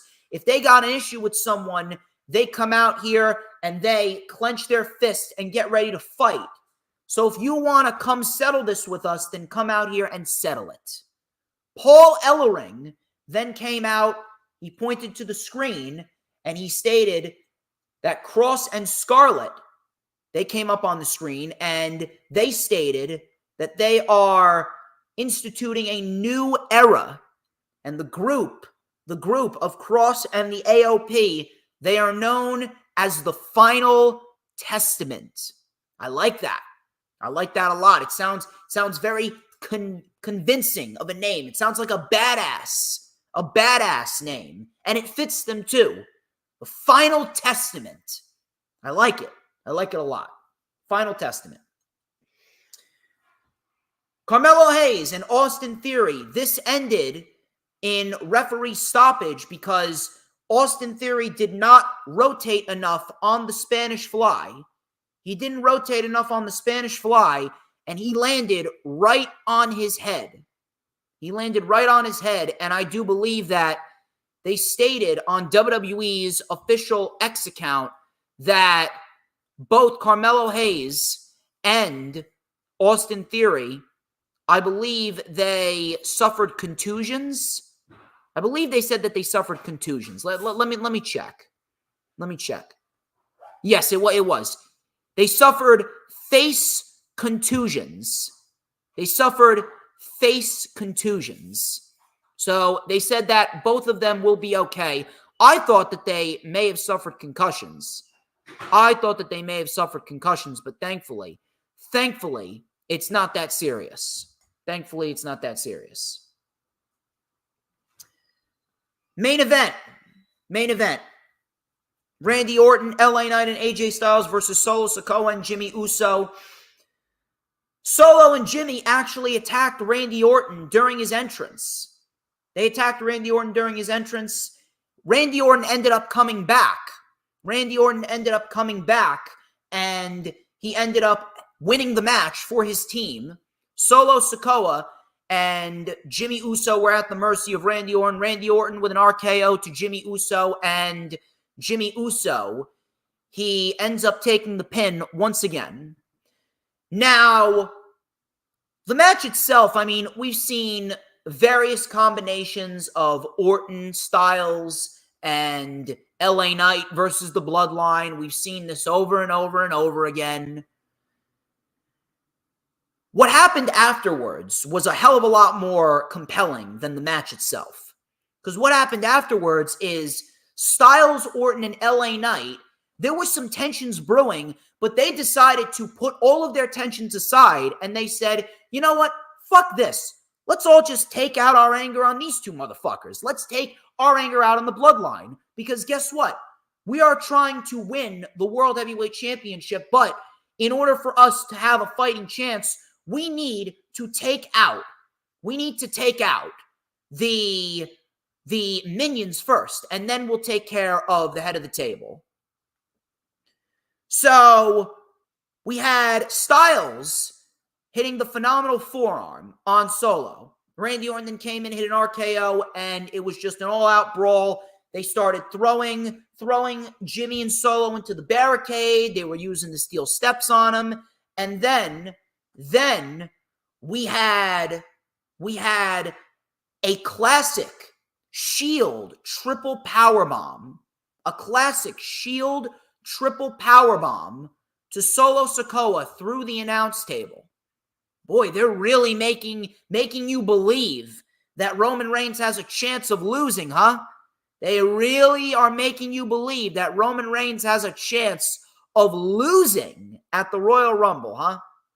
Raging Girl Gamer, thank you very much for joining. I always appreciate you, Rage. Always, always, always appreciate Rage. She is a very loyal supporter. Very, very, very loyal supporter. And I am very much looking forward to seeing what you do. I'm very much looking forward to seeing what you do in 2024 as well. We need to get you back on the channel. We need to get you back on the channel. Okay? I'm telling you, you were great. You were great back at the Survivor Series rundown in 2024. Not 2024, 2022. Excuse me. You do. You got to do it one day. 2024 is going to be a big year for the brand. We got to get you back on the brand. But that was SmackDown. Really nothing overly crazy, but I would say SmackDown did a semi-decent job at building some more tension going into the Royal Rumble. They really hit home on the fact that they want you to believe Roman Reigns has a chance of losing the Undisputed Universal Championship at Royal Rumble. Rampage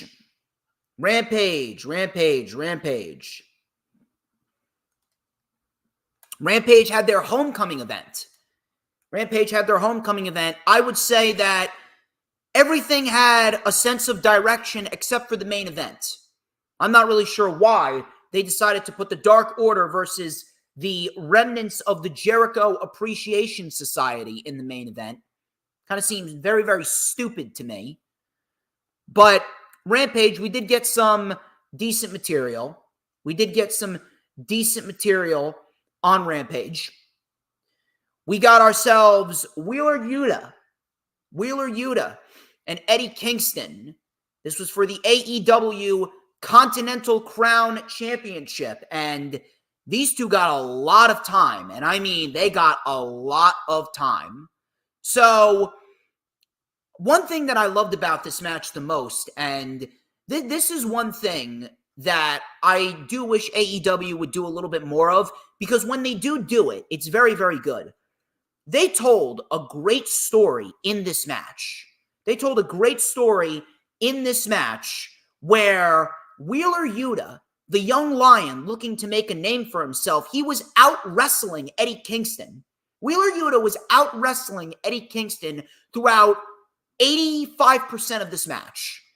He was working on Eddie Kingston's shoulder. The story here was Eddie Kingston's shoulder being battered to bits. The shoulder was being battered to bits by Eddie Kingston, by Wheeler Yuta. And Eddie Kingston, he needed to fight from behind. He needed to make a comeback and use his strength to power through that pain. He needed to come in with the heavy strikes because Wheeler Yuta, you weren't going to out-wrestle Wheeler Yuta because Wheeler Yuta's got that Blackpool Combat Club-like training. And the fact that Wheeler Yuta, he looked very good in this match. He got a lot of offense. It showcases to you, whether or not you want to admit it or not, Wheeler Yuta is the future of the business, and the future of the business is in good hands. This was a very good, story-driven match, very physical, very hard-hitting, and both guys looked great. And for the people asking, why did Wheeler Yuta get this match? Wheeler Yuta has developed a 9-match winning streak on Rampage. He's developed a 9-match winning streak on Rampage over the course of the last several months. Therefore, he gets a match. Yuta, he was out wrestling Eddie Kingston early on. We had a tope suicida driving Kingston into the barricade. Yuta then with a diving crossbody for a 2. Yuta kicked Eddie Kingston onto the ramp. So Yuta remained in full control for a while. We had a drop kick connecting. Coming back from commercial, Kingston mounted a comeback. But Yuta slapped Kingston, and then Kingston, he fired up, delivered a big exploder. Yuta was caught with another exploder and a DDT. That got a 2 count. Yuta was then caught with some chops. Yuta then with a diving DDT out of the corner. Kingston then grabbed the ropes. Hammer and anvil elbows. We had a cross arm breaker by Yuta. Kingston got to the ropes. Yuta kicked at the injured arm. Kingston was caught with an armbar. He was caught into an armbar. And then Wheeler Yuta, he just wrenched on the arm. Kingston was then caught with a rebound German. Kingston with an enziguri. Yuta with an Olympic slam. Kingston kicked out. We had a backdrop driver, spinning back fist, half and half suplex. So this is where the end came. Kingston just had enough energy to unload all of his big moves on Wheeler Yuta. The backdrop driver, the back fist, the half and half, and the Northern Lights, back to back to back to back, one after the other, after the other, after the other. And Eddie Kingston beats Wheeler Yuta clean. Very good, very story-driven match. If there's one match that I would highly encourage you to go out of your way to watch, it is this match. Very, very, very good stuff from Wheeler Yuta and Eddie Kingston. Swerve Strickland, he took on Matt Sydal. So Matt Sydal, he was using his quickness early on. This was a very quick match, really nothing more than a match to give Swerve the win. Swerve, he was flawless here. Swerve delivered a rolling flatliner and a brainbuster combo. Swerve went for the Swerve stomp, but he missed. He then reversed a Cazadora by Matt Sydal and delivered the JML driver. And Swerve gets the win. So Swerve continues to win. Very, very pleased to see Swerve winning. And if I am going to be booking this, the end result is Swerve and Page in a steel cage at AEW Revolution 2024. And then Swerve can get the win over Page, and then we move on from that match, and we get Swerve versus Joe at Double or Nothing, with Swerve winning the world title there. Queen Aminata, she took on Hikaru Shida. And it was a very, very, very solid match between these two. Queen Aminata, I didn't really know too much about Queen Aminata, but in recent months, we have had some really solid performances by Queen Aminata. And if she is indeed signed to AEW, I think that AEW has got a very, very, very nice asset in Queen Aminata. She is intense. She's fluid. She was wrestling Shida. Shida makes anyone look good, but if Queen Aminata had a decent performance against Mariah May, she had a better performance here with Shida, I'd say that they got something in Queen Aminata. I think that Ring of Honor would be the best home for her if they really want to build her up. I definitely put her in the inaugural tournament for the Ring of Honor Women's TV Championship. So, Queen Aminata delivered a hip attack and then a running boot. Both women then traded PK shots to the back, coming back from commercial. Series of kicks to the back. Pretty intense, if I do say so myself. We had a dragon screw by Shida. Suplex for a 2 count. Headbutt and a German suplex by Aminata. So she can bring out some intense strikes and some intense moves. I appreciate that. We had a short-armed lariat. Running knee by Aminata for a 2. Jumping knee by Shida. Falcon arrow. Aminata kicked out. Shida hit the katana. And Shida gets the win. 1, 2, 3. Aminata has looked great in recent weeks. This was very solid. And if I am booking this, I would love to see Shida in the ring with Julia Hart, because Julia Hart would benefit greatly from being in the ring with Hikaru Shida. Main event, Don't really know why this was on the show. It felt meaningless. We had the Dark Order out there, and they took on 2.0 and Jake Hager. The wrestling itself wasn't bad, but why should we care? Why exactly is this match happening? Neither one of these trios are going anywhere. Neither one of these trios are going anywhere. Why are they competing in the main event of Rampage? You'd be better off doing Swerve and Matt Sydal to open the show and give them more time, and then you were better off doing the Continental Crown in the main event with Eddie Kingston and Wheeler Yuta. No reason whatsoever why we needed this trios match. Dark Order get the win. Dark Order get the win, and that was pretty much that. That's all I got. That is all that I got for you guys. I hope you guys have had a very, very, very fun time. A little bit of a later stream.